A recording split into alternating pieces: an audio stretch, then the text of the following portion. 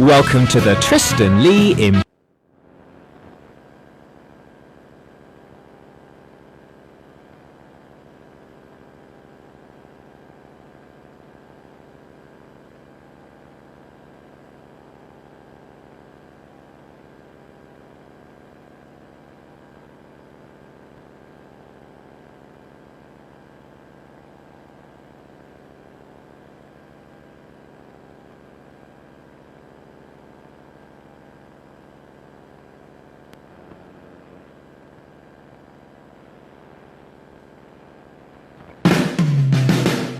Welcome to the Tristan Lee Empower Hour.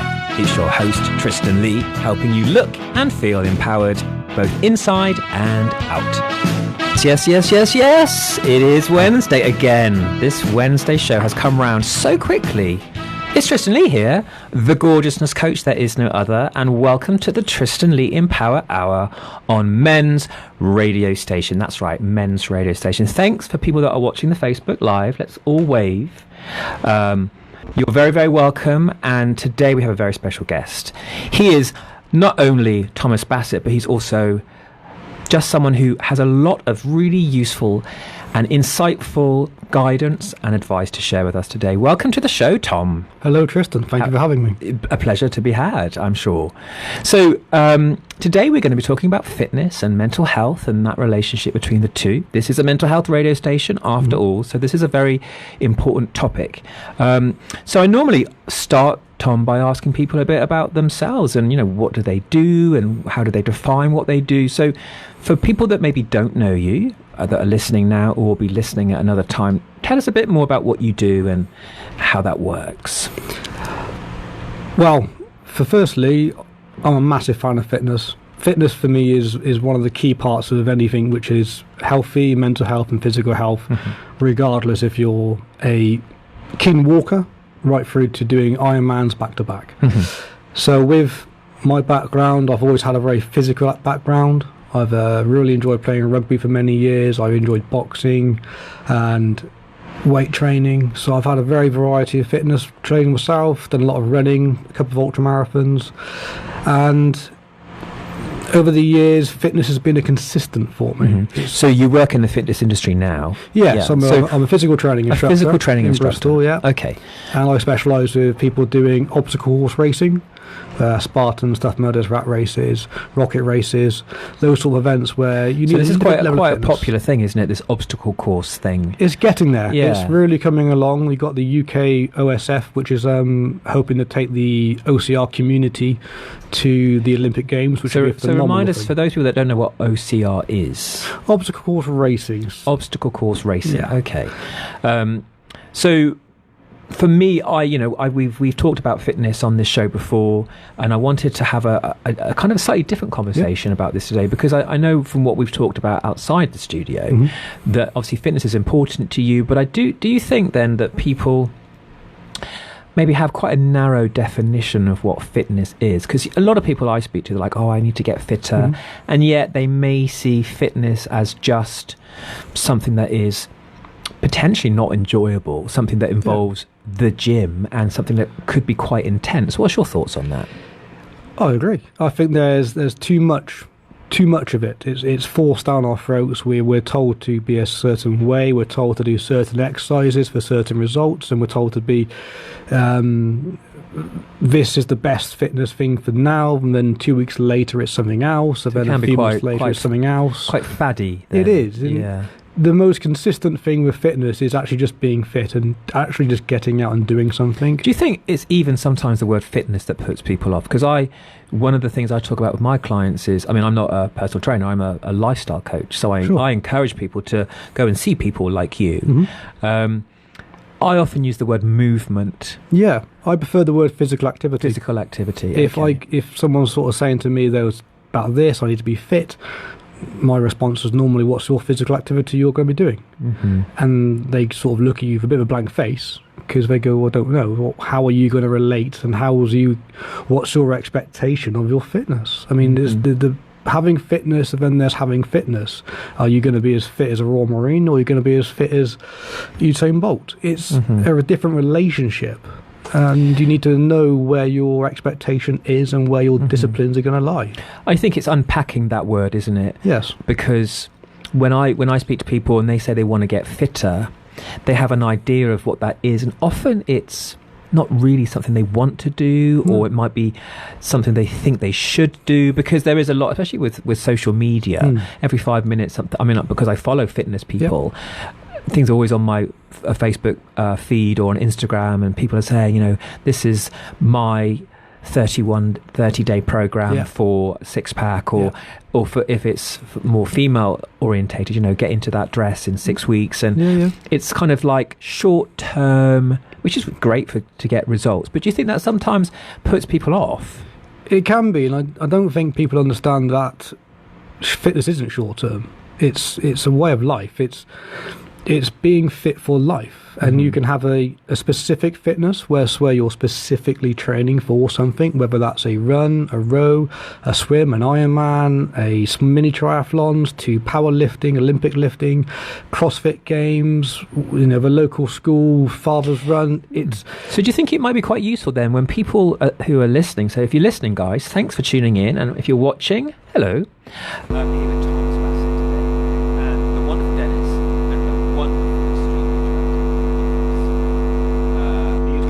And he's a very good kisser as well. There we go. I hear from girls, not from me. Give it time. Give it time. Christmas party. Well, maybe. Oh yeah, actually, that's true.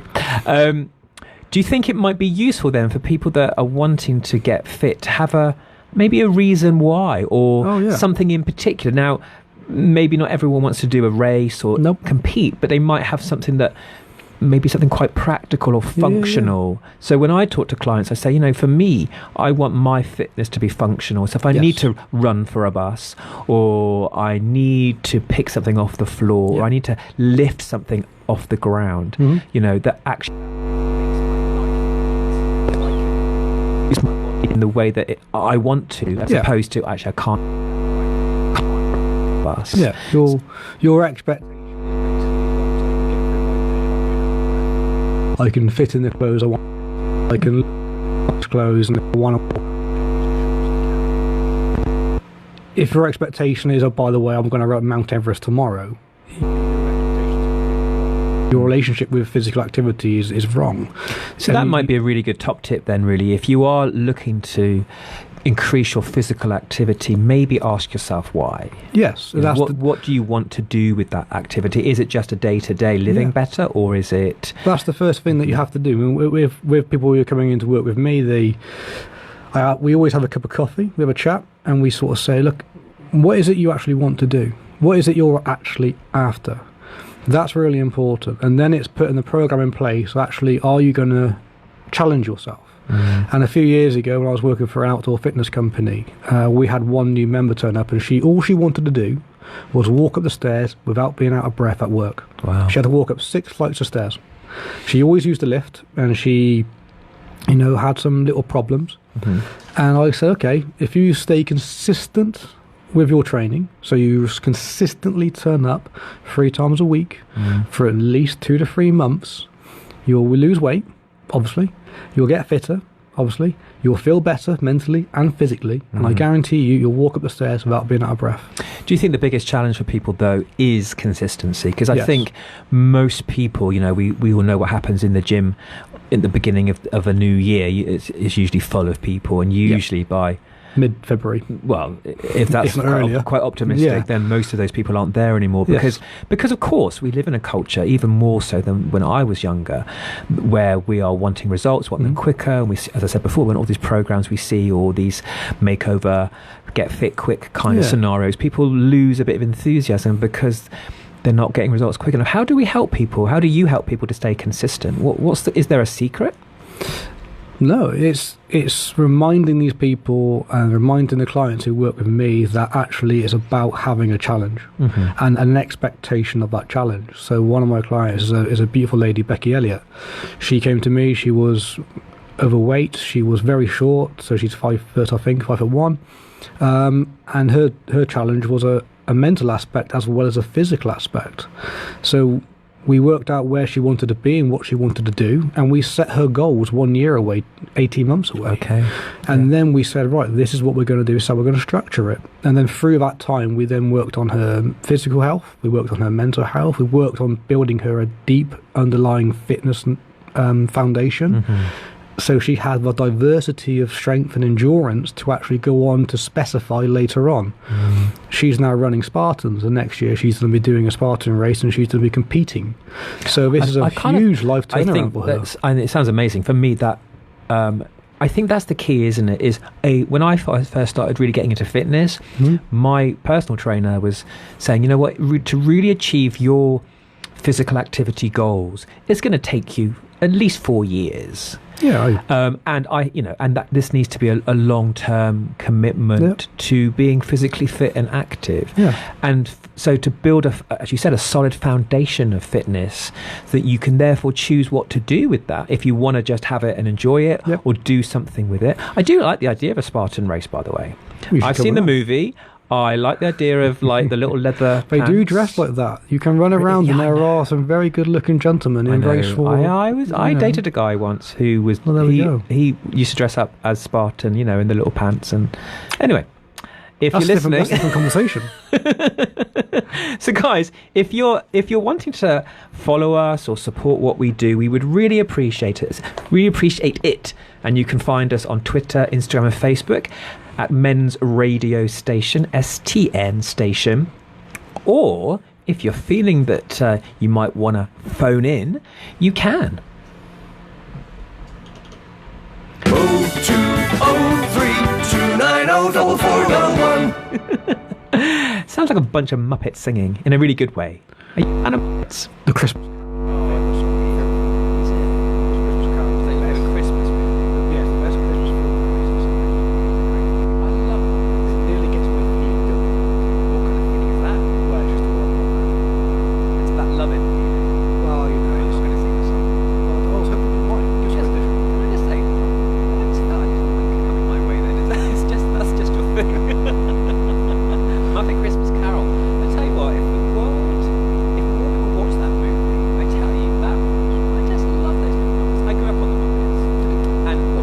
Literally between the ages of babyhood and 12, I slept with Kermit the Frog. I had a big Kermit the Frog. I thought Gonzo would have been your... No, you don't know nothing about me.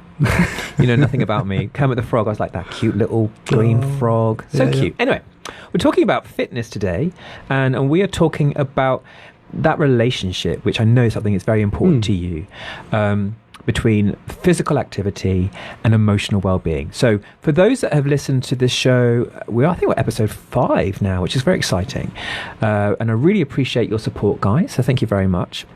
I've been very open about some of my mental health challenges over the years, and with the work that I do as a gorgeousness coach, I do talk about the fact that for me, physical activity, fitness, movement, the main reason I do it is because it's therapeutic and improves my mental health. So is that something that you can relate to?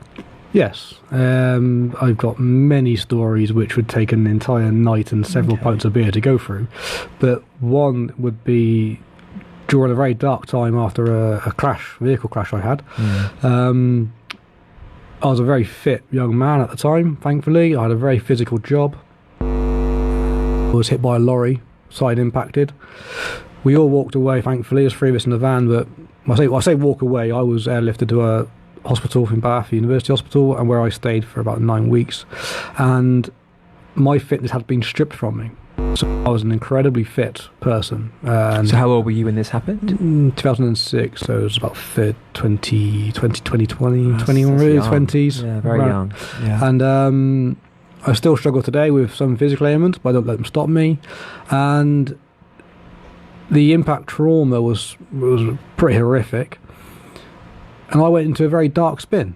So I went from someone who could easily run 13 miles, was doing hundreds of press-ups in a session, was doing, reasonably, I can't really remember the weight now, but I was doing realistically good weight back then, and I was had a very physical job with a marquee company, and I was working with some incredibly good guys. And all of a sudden that had been taken away from me. It just within a few seconds it had gone. So for me that was a huge part of my personality, people knew me as being a very fit, strong person, and then suddenly I could barely walk 20 meters up being out of breath. And when I started rebuilding my fitness, my very first gym session was 4 press-ups, 500 meters on a row machine, which took me 4 minutes, and then a 25-meter swim, which literally felt like 10 miles. So my fitness had been to a complete low. The one So what was the gap? Sorry, what was the gap between coming out, let's say, having the accident and getting back into fitness? How long recovery between those two times? Well, the accident was in April. I went to Australia in November to recover, as you would. Probably somewhere between August and September, I went back into the gym. So a good few months. Yeah, it was a good few months after, and the doctors did say you will never have your that fitness level back. You'll struggle playing rugby again. Any future career you would. So you had to build up very gradually. So that affected your emotional well-being. Yeah, because it's so much is a part of you which you've worked so many years to build.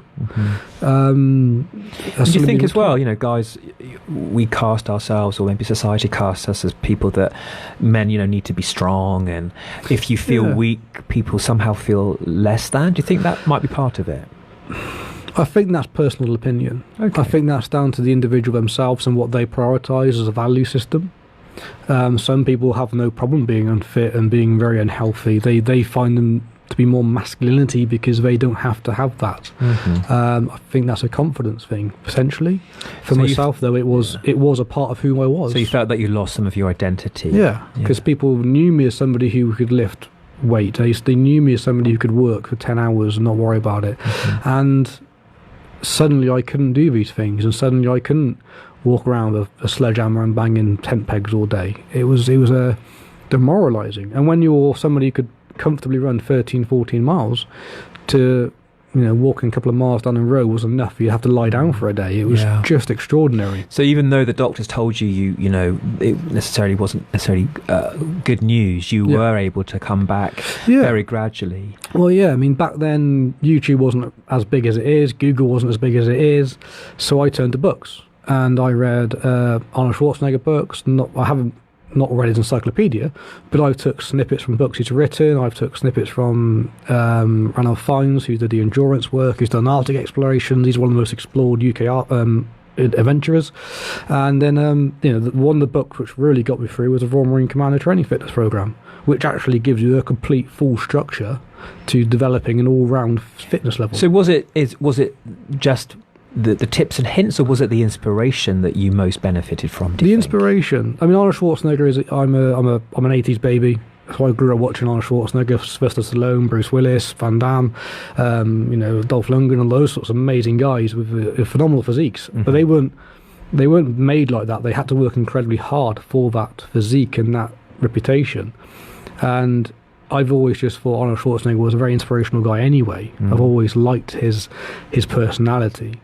And then, so I started rebuilding my muscles by following some of his programs. But one of the things I did do is I used to go to the gym, and I used to just find people who were training something that I needed to train. And I'd sort of go up to them and just say, hey, you've got really good shoulders on you. I need to build my shoulder strength back up again. How do I do it? 9 times out of 10, the people will actually help you, and they will give you really good advice. I think that's a good tip, isn't it? If you're looking for a little bit of guidance or inspiration, I say this to my clients. If you want to eat better, or you want to be fitter, who do you know that is in good shape? Who do you know that is happy or healthy or takes care of themselves? Hang around them a little bit. Well, as you know, give them a little bit, give them some compliments, and say, you look great. Could you spare 2 minutes? Help me out. That's quite a good thing. They can give you advice which might work for them. The thing with physical development is everybody's different. Dietary is different for some people. Some people respond really well to a keto diet, which is the new popular thing at the moment.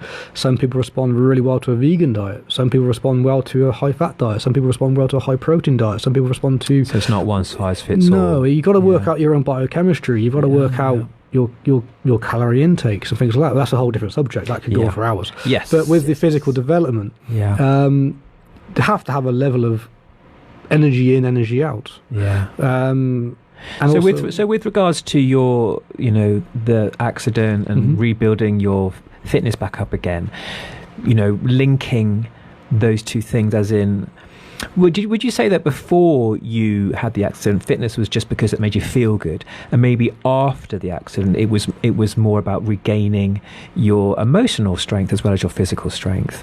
I think the thing with me potentially was that I've always been fit. And I learned this a few years ago, and in general terms, so there are more reasons, but there are more categories. But there's three main categories I found in the 20 years I've been studying and learning about physical fitness and mental health. That you've got type 1 people. They are people who have been told by a professional, you really need to lose weight, you really need to improve your fitness. If you want this certain operation, certain procedure, or you're very close to having heart disease, whatever it might be, you need to lose weight and improve your health. They don't necessarily say go out and run a marathon. Some people do interpret that and they go off and run a marathon. But some people just go, okay, I'm going to lose a few stone and I'm going to eat healthier and I'm going to walk every day, which is perfect. There's nothing wrong with that at all. Type 2 people are like myself, just always been fit.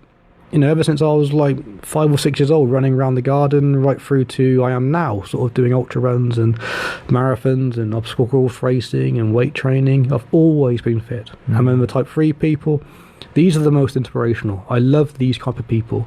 They're the ones who just fell into fitness. They're the ones who went along to a spin class to support their friend, and after 2 sessions, the friend quit.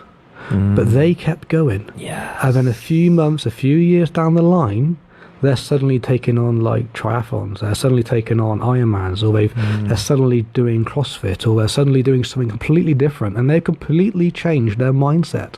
These are the people we need to look at. These are the people who are inspiring, because they're the ones who actually have the mental health benefits as well. People like me have always been fit. I think people that discover fitness, I mean, I didn't have a background in fitness until I was in my late teens, and a good friend of mine was involved with martial arts. I'm about as aggressive as a packet of crisps, naturally. So I kind of fell into it because he went. Yeah. And I'm not an aggressive person unless I'm in traffic. But I got into it, and he left the group, but I carried on. Yes. Because what I found was an amazing outlet for my energy. Yes. And I never looked back. I went off and trained as a dancer after that. Wow. So from one extreme to the other. Hey, but I did, I grew up looking at my mum do the Jane Fonda workout. Yeah. I remember Jane Fonda. Yeah, I love Jane Fonda. Yeah, I remember Jane Fonda. So being around that a little bit, but it wasn't, I grew up in Cornwall in the 1970s, so no one was exercising. It wasn't the thing to do. So I didn't come to it quite late, but I found something. Yeah. And then when I had a huge emotional breakdown a few years ago, I realised actually one of the most important things I could do was to stay physically active. Yes. And that became something that I enjoyed doing. It turned into something that was absolutely essential to my life. Is that something you can relate to? Yes. 100%. Yeah. You answered the answer I would have given you. Okay, great. It's just about being active, and it doesn't matter what you do. And I find sometimes people have a competition with other people for competitions. I do CrossFit, I do ultras, I do triathlons, I do Ironmans, I do endurance walking, I do powerlifting. It doesn't matter what you do, as long as you're getting something from it. So whether you're doing martial arts, whether you're doing ballet, it doesn't matter. It's what the individual gets from that. And if you can find passion and you can embrace that and you can find confidence in that, then just get on with it and just find something that you enjoy. As I said before, do you think a lot of people are just see fitness as a certain way? Most people think of fitness and they think of the gym, or most people think of the fitness, they think of, I don't know, running or lifting weights. There's so much more you can do, isn't there? So many different things. Dance. I think Strictly Come Dancing has been one of the best things for most people to get out and do something they used to do, or do something they wanted to do for a long time. My very first guest, Tom, for this show was my friend Jackie. Jackie Travers. If you're listening, Jackie, hello. And she's a dance teacher and has had a career in dance on TV, and she we talk about dance now, whether that's ballroom dancing, jigging your bits about on the dance floor, or going to Zumba, or it's just, it's moving your body. Do you think, one of the things I tell my clients, and tell me what you think about this because I'm interested, We eat food, and we are designed to eat food to do something with that energy. It's energy. It's energy. So, we weren't always able to go to a supermarket. You would have to go and get the food. You'd have to go be physically active. So there was a reason for calories. Yes. You have to do stuff. You have to build stuff. Yes. And when people aren't physically active, I think that's one of the things that can make people feel fat. Well, it can lead to weight gain, but it also doesn't make people feel very good. No. So that energy isn't going anywhere. What do you think about that? I think it's right. I mean, people who... in simpler terms, without going into it, because it's not about nutrition, it's energy in, energy out. And whether you're in a calorie surplus, so you're having more calories than you need, or you're on a calorie deficit, or you're in a calorie balance. It's... If you're eating 3,500, 4,000 calories a day, and you wonder why after 7 months you've put 5 stone on, look in the mirror and ask the question why you put 5 stone on, and then look back at what you've eaten for 5 months, and then go, oh yeah, I've eaten really unhealthy. Do you think there's a way of doing that where, because when I do workshops and things, one of the main distinctions I make is the difference between observation and judgment.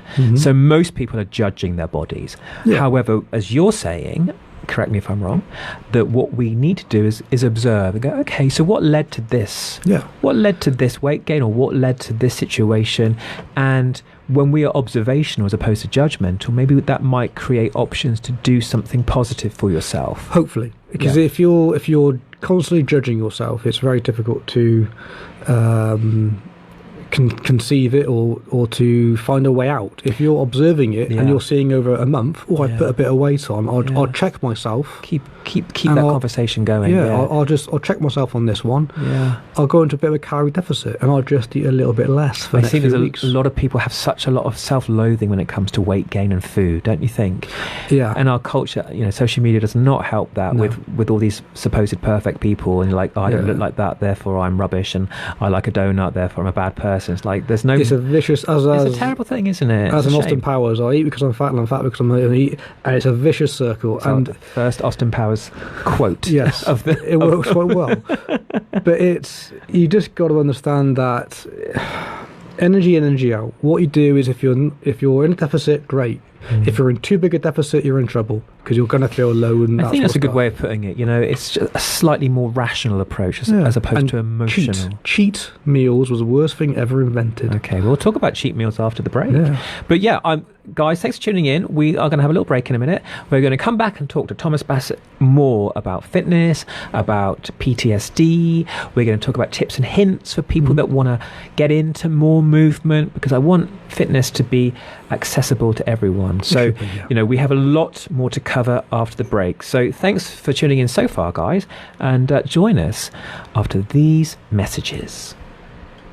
You're listening to Men's Radio Station, where men really talk. Do you want to hang out and really know that you've been listened to? Do you want to debrief and have a laugh and not have to fall down the same hole as every other man in front of you?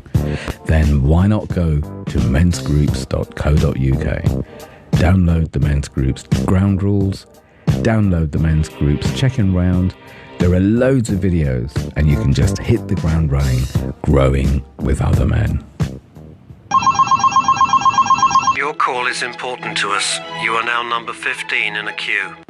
At Profile Insurance Services, we treat people as individuals. You'll speak to a real person, not a call centre. We're fast, small, independent, and have a superb team of insurance specialists. And they're really nice too. Advice is totally free and we cover everything. Call 0208 931 3306. Listeners to Men's Radio Station won't pay a penny for admin fees. That's 0208 931 3306. With Profile Insurance Services, you're covered. You're listening to Men's Radio Station.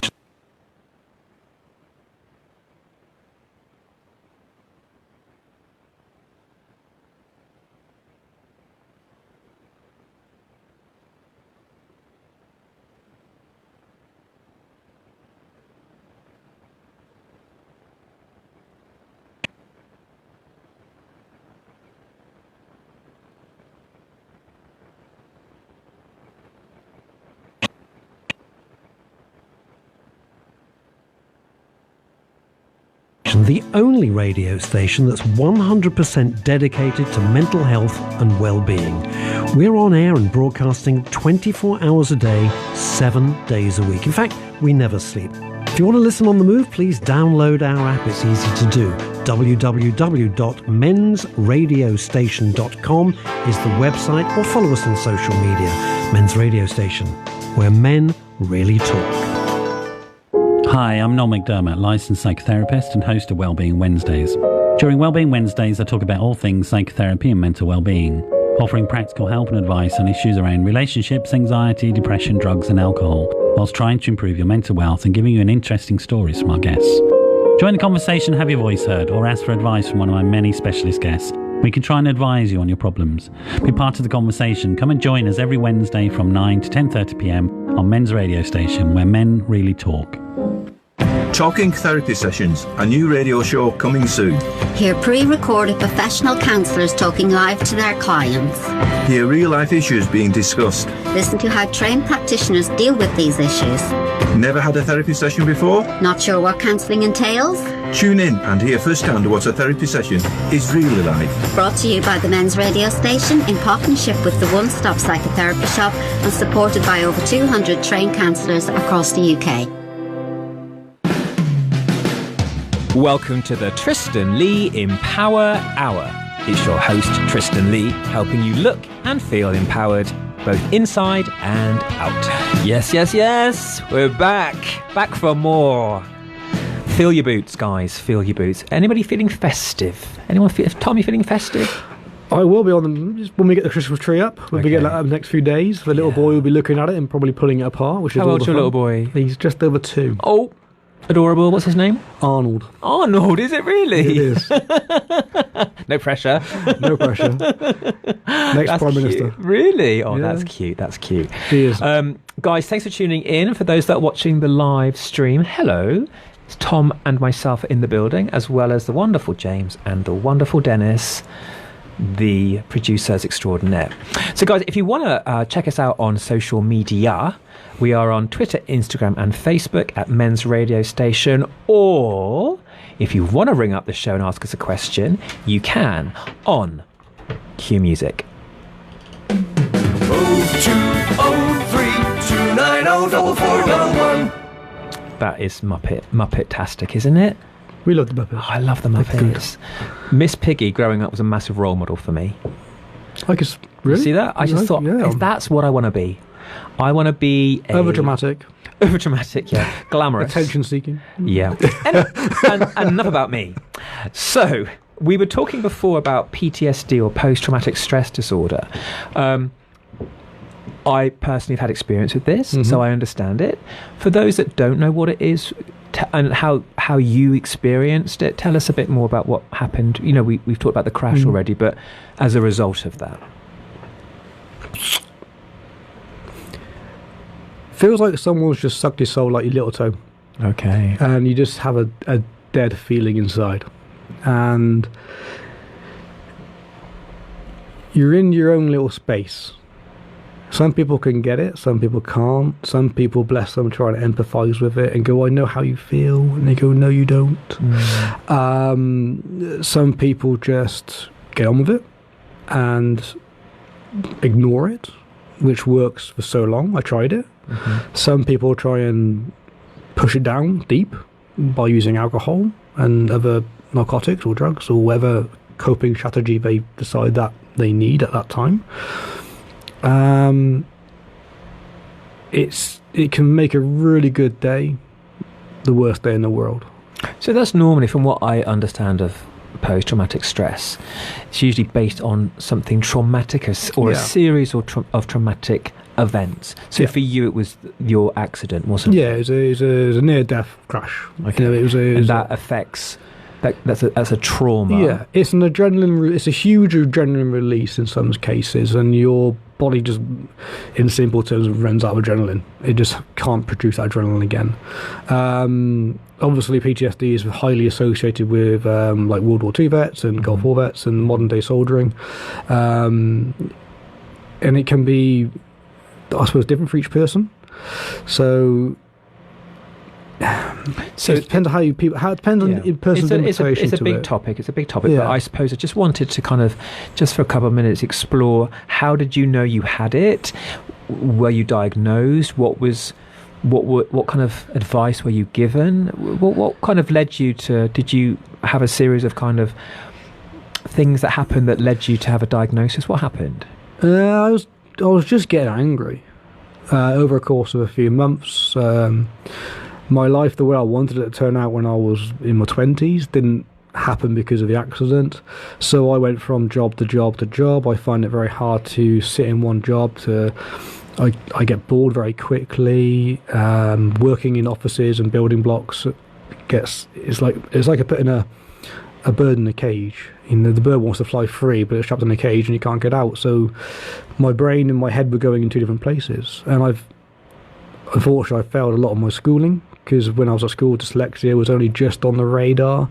So the school didn't let me down. There was no dyslexic teachings, or there was no support there is now. I mean, you can get diagnosed with dyslexia now at like 8 or 9. I mean, it's just insane. So jobs for me was always the low-key ones, the menial jobs. Despite being someone who's relatively intelligent in some areas, a bit slow in other areas, it's normal. So a sense of achievement was lost on me. Having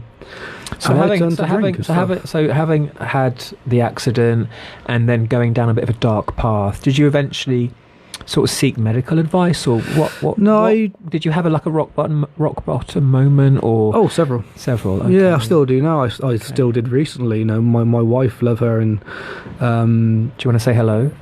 Hello, if you're listening, thank you very much. She's been an absolute rock for me. I mean, you hear a lot of people sort of say, "Oh, she was a rock," or "He was a rock." But when you get somebody in your life, and I'm sure you've experienced it yourself, where you just have somebody who is just there, and in your darkest time, you think, "I can't talk to you, I can't turn to you," but actually, you really can.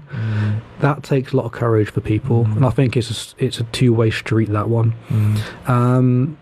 And yeah, I've dropped down several times, and I used to train so excessively hard that I would ache for days. I would do extreme heavy deadlifts. I would do extreme heavy shoulder press. I would go out and run 5 miles until my lungs were going to explode and my heart was going to come on my mouth. That is a sign and symptom of someone who is going through a moment. So for those people that are watching, and they may feel they've had some trauma and they've got some symptoms, what would you say? What would you encourage them to do? Reach out to somebody. It's talk through with somebody, but don't talk to your mate down the pub. You do sometimes need professional help, and that professional help can come through workplaces now. Fantastic. There are workplaces now are getting on board with supporting mental health, and I think that's an amazing achievement. And I think Mental Health England have done a tremendous job in actually really getting big companies, to actually recognise this. And it's not just PTSD, it's depression, it's postnatal depression, it's any other aspect where people aren't firing on all cylinders. And I think they're becoming more aware of that. And I think if you are in a corporation company, seek out that medical treatment or that mental health treatment they're offering. It starts by being honest and reaching out where appropriate to people that you could trust. Yeah, and sometimes you could just do a brain dump. Brain dumping is something where you just write down on a piece of paper until you can't write anymore. You don't think about the writing, you just write. Just to kind of get it off You get it out of the head, You sometimes it's a case of talking to yourself. It's having a hard conversation in the mirror. It can be just talking to your friend on a dog walk. Do you think a lot of guys, we're talking maybe slightly the bigger picture here, guys in general, maybe don't know how to communicate what they feel, or feel that it's some sort of weakness? Do you think guys in general just haven't got a clue? Because one of the things I do when I work with people is, I say to people, yes, it's great to be emotionally open about what you're feeling, but I give people some structure. You have to, because if you say, "Okay, right, just tell us how you feel," that can be quite vague, can't it? And they can defend it. Yeah, I'm okay. Yeah. I'm okay. I'm fine. I often talk about the tortoise. with certain people, whether that's men or women, if you ask someone how they're doing, they normally will say, I'm fine, like a little tortoise sticking their head back in the shell. Okay. That's fine. I think we can ask more than 2 or 3 times.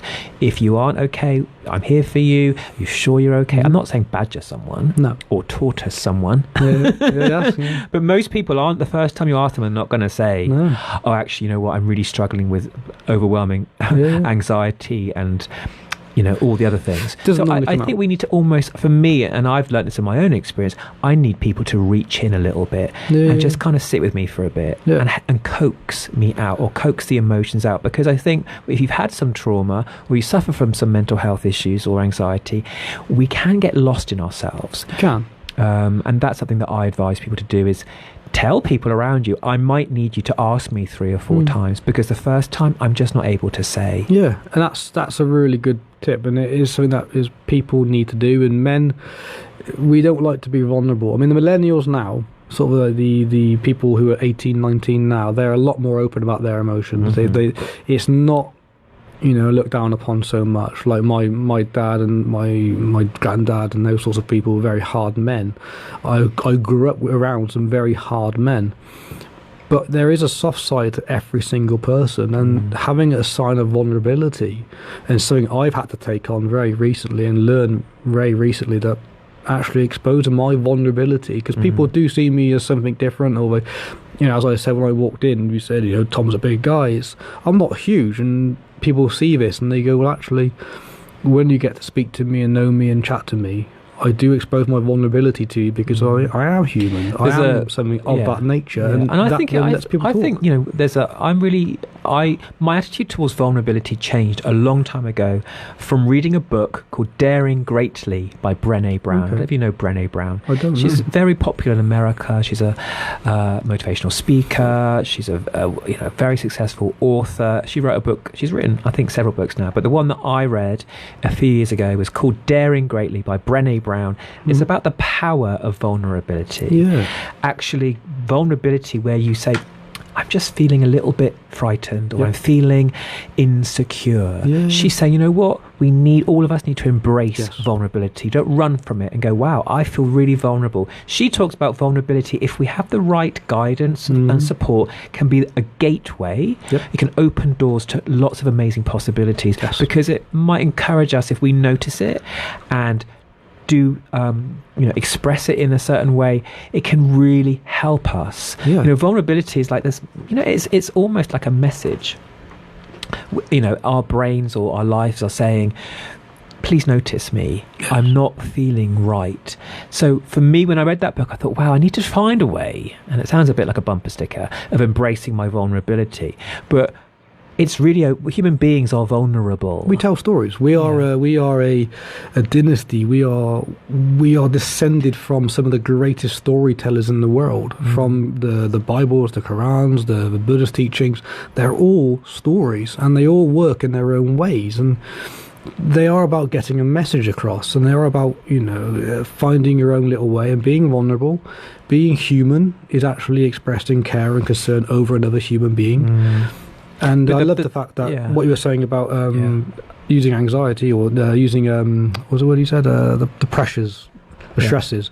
Using stress is a really powerful motivator if you use it in this correct aspect. So going back to kind of like the physical stresses, if you want to grow bigger muscles, you have to put physical stress in your muscles by lifting weight, and you progressively increasing that weight over time to lift more weight increases more stress. By exposing yourself mentally to more stressful situations, the better you cope. So if you can expose yourself to mental situations which are out of your comfort zone, by taking on a challenge which is above and beyond what you would normally consider, you grow in that aspect, and you become far better at coping in other stressful situations. So we shouldn't run away from vulnerability. We shouldn't run away from certain stress. Maybe we could use that stress. Fight or flight is one of our basic human instincts. It's in our DNA, fight or flight. There's a great big saber-toothed tiger running at me, I'm going to run away. There's some deers running in my direction, I could probably catch one and kill one and eat one and feed the family and feed my next door neighbours. So fight or flight is one of our oldest coping strategies. What we've done over the years is we've stopped exposing ourselves to fight or flight. We've determined it to be anxiety. Anxiety is a very real thing, but fight or flight, it's in our system, it's ingrained within us. And if you can, a strategy I use is a 1 to 100 scale. So I use it on a daily basis, and it just helps me regulate where I am in my own mind. So 1 to 15 is you are just a chilled out cucumber, you're in the fridge, chatting to the tomatoes, drinking a G&T. I'm loving the fridge analogy. Yep. Yeah. So you're in the fridge and you're in your complete comfort. So you're calm. Yeah, there's nothing you can do if you got. And he's like, I'm just in a good space. I'm at home. I'm at work. I'm with my friends. I'm with my family. I'm wherever I am. I'm in my 1 to 15 range. 16 upwards, 16 to 30. That's kind of like your everyday. That's your normal day-to-day life. That's just work. That's your general family, social, friend circle listings. That's people putting a little bit outside stress on you. But you're just, I can deal with this. This is fine. And when you go up past 30 to 50, that's outside pressures. That might be new change in structure. That might be new jobs coming in. That might be a change of job. That might be a change of home. You're going into a stressful situation which is out of your control almost. 50 to 70, that's where you are, people would say moving house is a stressful situation. For myself, it was actually having a baby, with my wife having the baby, not me. My wife having the baby, that was a huge stress on us because it was a completely massive learning curve. And I find people who say, I don't like change, they've got children. You kind of go, if you don't like change, your child changes daily. Yeah. How do you cope with that? Oh, well, what? So if you can change your child changing daily and you can change and you can grow and learn that stress, you get better at parenting. So you get better baby number 2. 70 to 100, that's proper stress. That's life-changing stresses. That's severe illness. That's moving home to completely different country. That's completely being out of your comfort zone. And that is not by choice or not by design. Like the crash for me was a massive outside stress I had no control over. And then if you can regulate yourself in those stress boxes and go, well, actually, I'm a 26 today. It's a bit of a stressful It's so day. funny because I do something very, very similar with my clients. Yeah. Very, very similar because I call it a daily check-in. Yes. Like when you go to the airport. Obviously, with the environment, I'm going a little less. As I said earlier, I've cancelled all my private jets. Yeah, just first class now. First class now. Using the jumbo. Yeah. Yeah. Most of us, so think about the check-in.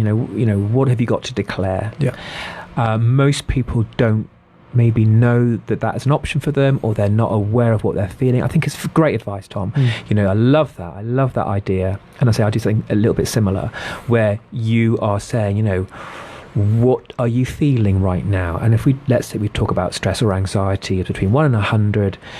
Where are you today? Most people aren't checking in. No. And it's really important that we do, I think, to say, okay, I've got a little bit of stress. Okay.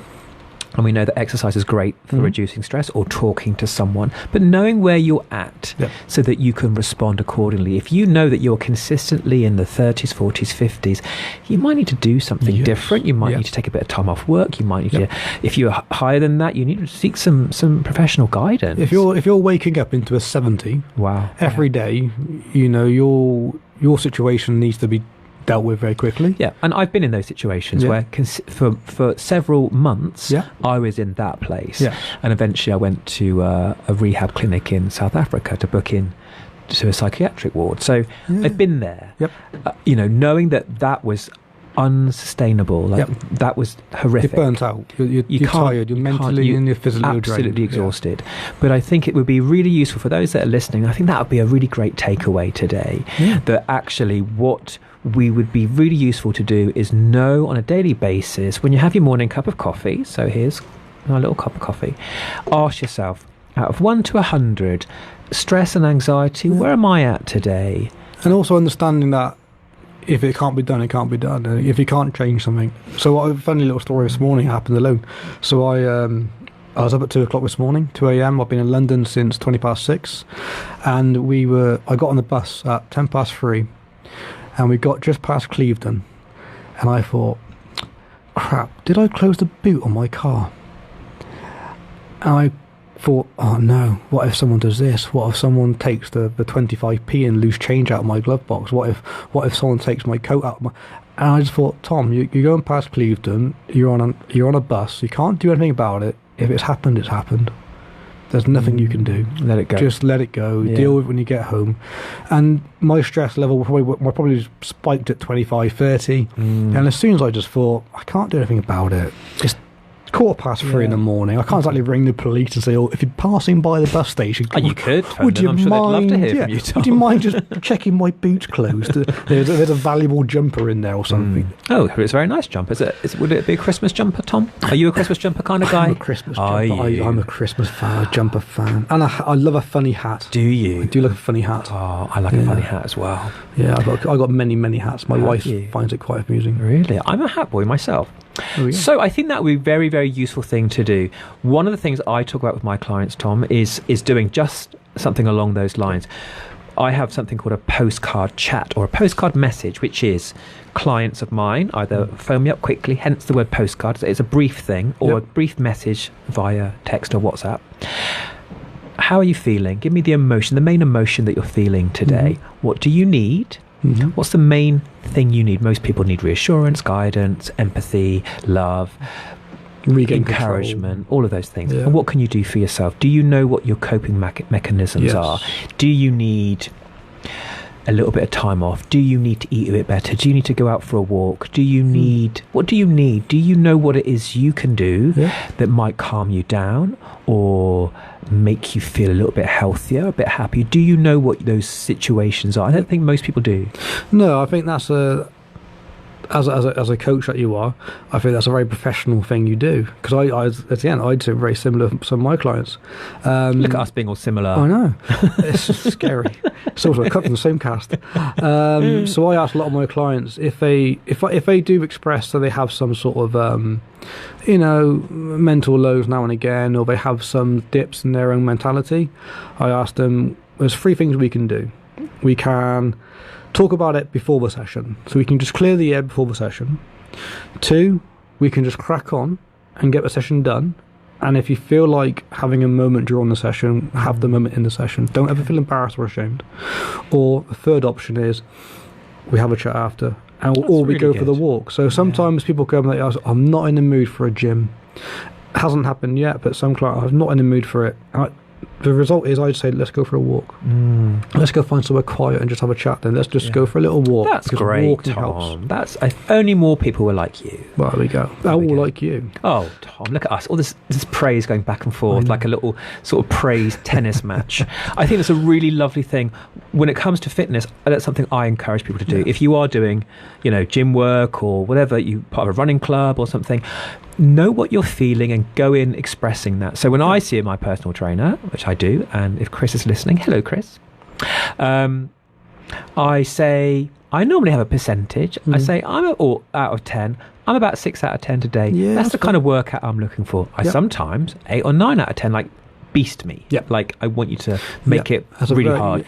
And recently, was I wasn't feeling that great, I'm about a 3 today, so I'm not looking for anything too major. No. So go in with, that might be something useful for guys that are listening, or whether you're part of any kind of sports team or fitness group or a class. Express where you're at and work with it. You can work with it, and I think that sometimes it's actually, as a fitness coach, what I would do is if you came in and said I'm a 4 or a 5 today, then I would see where you're at. And I would just progressively increase that level, increase that level, until you were just at your flat-out best, until you were being pushed as hard as I felt I could push you on that day. And sometimes you can get those dopamine releases, you can get adrenaline release, you can get those muscles going, you can get the pump going, and you can feel the heartbeat. I think people, if people feel they're being heard and respected and valued, that really helps, doesn't it? In all areas of life. If you can give somebody a genuine comment, a genuine remark. You can just make, it doesn't have to even be in the physical training. We haven't got to be a coach. You haven't got to be anybody special. You haven't got to be, anybody. You haven't got to be anybody. You could just be somebody walking down the street and just say, hey, you look good today, or hi, how are you? Because we don't talk anymore. And one of my little challenges in what I've set myself is just suddenly thought of that. Again, showing my age. Do you remember that song, Cliff Richard's song? It's so funny that we don't talk anymore. It used to be the da da da. It's a great song. Oh, check it out. Check it out later on. We've got about 6 minutes left, Tom, and I really love what you're saying today. It makes so much sense, and I feel slightly envious that people get to work with you because you sound like you're great. Well, you are great. Thank you. So in the time we have left, I kind of want to, for people that are it's good, isn't it? Good English.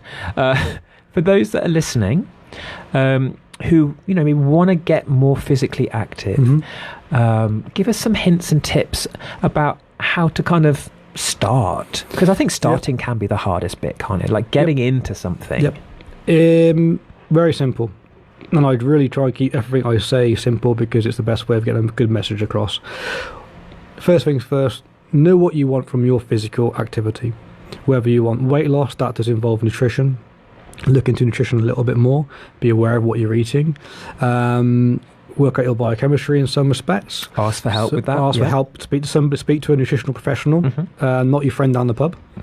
Secondly, unless you are a nutritionist, of course. Yeah, exactly. That would be nice, wouldn't it? Oh, having a drink and you're a nutritionist. Perfect. Who knew? Yeah, pork chops. And pork chops. Is that one of your nicknames? One of them. The next part is to actually focus on the physical activity that you think you would enjoy and go and give it a go. And don't be too specific too early on. So go out and explore the world of physical activity. I really like that advice. Go to a martial arts club. Go to taekwondo. Go to karate. Go to dancing. Go to ballroom. Go to samba. Indoor go rock to Zumba. climbing. I tried that. Go to indoor rock climbing. Go and explore. Go on to like a Move GB or something, and just go and explore. I think that's several such fitness a areas. good point. I love that. I love that point that most people aren't really sure what they enjoy, and because they're not go to sure. The gym and lift heavy weight. They don't. No, you don't. They don't go and explore. No. Like you might not be the first thing you try. You like. Yeah, you got to and that's the thing. People will associate the thing they don't like, and they'll never do it again. So, but if you had a bad meal, would you stop eating? I love that one. Yeah, and I think that's a great saying. And the guy who says that is a brilliant guy. Yeah. But there's also another part of it as well. Is how does that actual activity make you feel? Because people who do struggle with anxiety, I have a little bit of anxiety now and again, but I've got very good coping strategies for it. Yeah. It's taken me years to develop those strategies. Yeah. However, if you're anxious about going into a club, join the club anyway. Yeah. If you want to go and be around people, be around people. Work out if you're an extrovert, an introvert, and get involved in people who are the same as you or are better than you. As the saying goes, you are the average of the 5 people you spend the most time with. And if you're around people who don't understand your activity or don't understand what you want to do, keep them as friends, but just don't share that environment again with them. Actually try and get involved in the environment you want to be with. The company you keep. That's such great advice. I love that. I always say to people listening, if in doubt, take a friend with you. Go. So it's okay to say I'm scared. It's okay to say, but you've got to be consistent. The problem with people in this day and age is they are not consistent in their activity, and they should try and get involved in some. If they want to do OCR, because that's the main area I work in at Bristol Mad Mikes. That's the area I work in. There's a really good company called Rocket Races, and they do some fantastic entry-level OCR stuff. And they do some really good events, and they're not overly expensive. And there's other places you can do. You can do Zeus and things like that as well. So outside obstacle course kind of things. It's different. That sounds fun. And the community's really good. I used to watch It's a Knockout when I was a kid. Yes. It's a bit like that. It's a little bit like that, but it's with mud. Oh. So you got the nuts challenge, and there's things like that, which is a really good community to be involved in. The fitness levels is the basic 5, so push, pull, carry, move, lift, all those sorts of bits and pieces. You can do all those activities in OCR, and you can have a really deep foundation of fitness. I love that. And mental health. So for people that might want to say hi to you, Tom, or get in touch, how would you prefer to be contacted? We can put your email address below if you want. If they want to just reach out and say hi or comment on this video, they can on social media. I'm down as Mad Mike's West Country Assault Course, which is where we do all the assault course training. That's Mad Mike's West Country Assault Course. Yeah, you're looking for a crazy looking monkey. So And you are a crazy-looking monkey, and I mean that as in a flattering way. An endearing way. Endearing way, yes. yeah. Yes. Well, Tom, I really appreciate you being here today. It's been such an interesting conversation because, there's just been moments where I thought, wow, that's so good, such great advice, and I really appreciate you coming in today and sharing what has been such an amazing journey for you, and we're very, very grateful for you to be here today. Well, thank you for having me. It's been a lot of fun, and you guys have been very good, and all I hope is that one person's got something out of this. Well, I'm sure many people will be very grateful to hear what you've had to say today. So that's basically it from us, guys. Next week I'm very happy to have one of my clients coming in to talk about his journey, and that is Sean Milner. He's going to be coming here next Wednesday at 3 till 4 p.m. on the Tristan Lee Empower Hour on Men's Radio Station. So guys, if you have any questions after we finish, or you want to get in touch with Tom, you can. I'm sure he'd love to hear from you. And once again, Tom, thanks for your time today. And for those that are listening or watching, hello. It's been a pleasure having you join us today. And if you are watching or listening to this at another time, we really appreciate your support. So that's it from me, guys, today. Have a really, really happy Wednesday, and I look forward to speaking to you all this time at this place next week. Welcome to the Tristan Lee Empower Hour. It's your host, Tristan Lee, helping you look and feel empowered, both inside and out.